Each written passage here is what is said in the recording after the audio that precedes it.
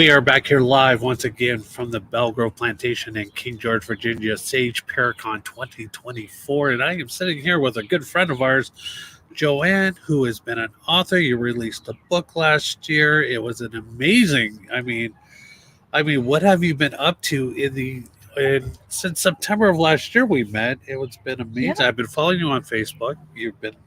So what have you been doing? What's been going on? When's the next book coming out? Yes, I didn't rest. Let's put her on the spot, folks. I was really glad to be done with that one. And I did a few library talks, little things here and there. But really, I was just so excited to dive into my next research project. So I am doing that, and I have a very special co-author.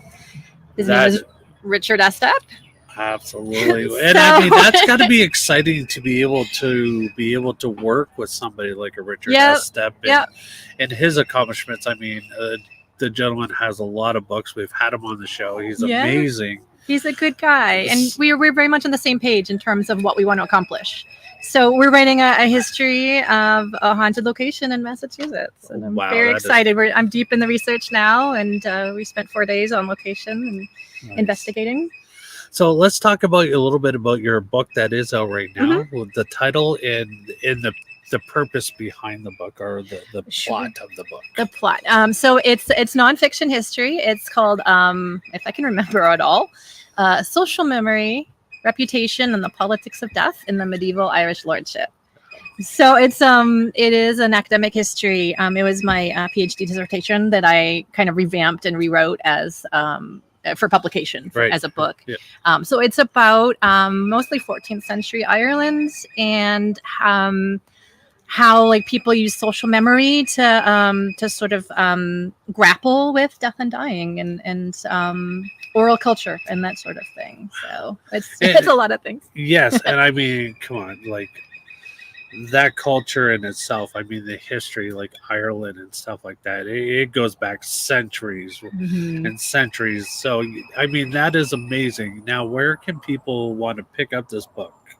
It is on Amazon, or they can just go to my website, joanna.macgugan.com. It has links to all the different, whatever your favorite bookseller is online.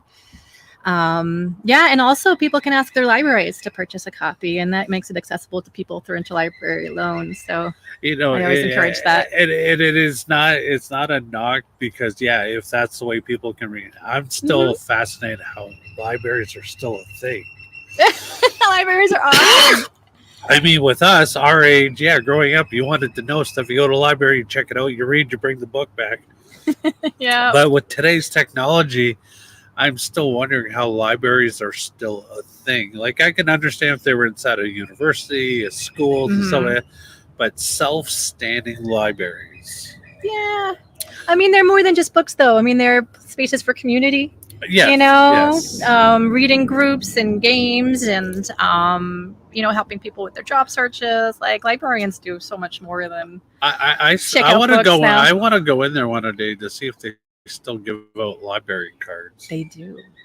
They do. You can get one. Oh my god! Yeah. That would be so retro for me. Like, I remember, right? I always remember checking out a book. If you brought it back late, they knew about it. Oh yes. Well, my local library doesn't have fines anymore, so it's risk-free. All these books at your fingertips, all this knowledge. Oh, that is so cool. So you've been here all weekend enjoying all the speakers and the talks. So give us a little bit of perspective on how you think this weekend was. It's been just so much to absorb. There's so many different kinds of people here to learn from. And we just had a talk from Nikki Folsom on the Fae folk. Well, getting attacked by a banner over here.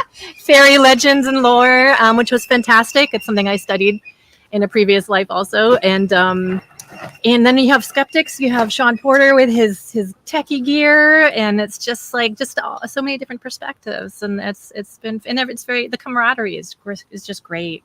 Everybody leaves here, they're friends. Oh, absolutely. And I mean, this event here, the Sage Paracon, it's a unique dynamic in itself. I mean, people go to Paracons all over the place, all across the United States, across the world, really. And you see what it is, but then you come and experience the Sage Paracon and what it's like. It's intimate, but it's so worthwhile, because you leave here with so much more knowledge than being rushed through. And it's not a knock to any other Paracon, but at the same time, uniqueness is what I enjoy about it because, yeah, it's great to have a bunch of people and speakers and doing their things, but this here, it's like being able to really sit down with the people who are talking and get to pick their brains Mm-hmm. is the unique thing. You don't have 50 people waiting behind you going, Exactly. hey, can you hurry up? I'd like to talk to them too. Yeah. Because I want to see the next 300 speakers going on. Exactly. It's wonderful. So, Joanne, it's been a pleasure being able to hang out with you again this weekend. I look forward to hopefully coming back again next year. Cross our fingers. I hope so. But, yeah, absolutely. In the meantime, everybody head over to Amazon, check her out, get her book, read it, support the authors, because I'll tell you, it is a lot of work that goes into writing these books, and they put their heart and their soul into these books. So just buying that book just helps support their image and helps them to know, like, yeah, this is something I need to do more often. So support your local author. Get out there, read the books. I'm telling you, it is an absolutely amazing subject. So in the meantime, folks, I'm going to sign off right now. I'm going to be back in just a little bit with our final guest, and I'll tell you, it's going to be a good one. So in the meantime, folks, and in between time, we like to say is happy hauntings. Thank you.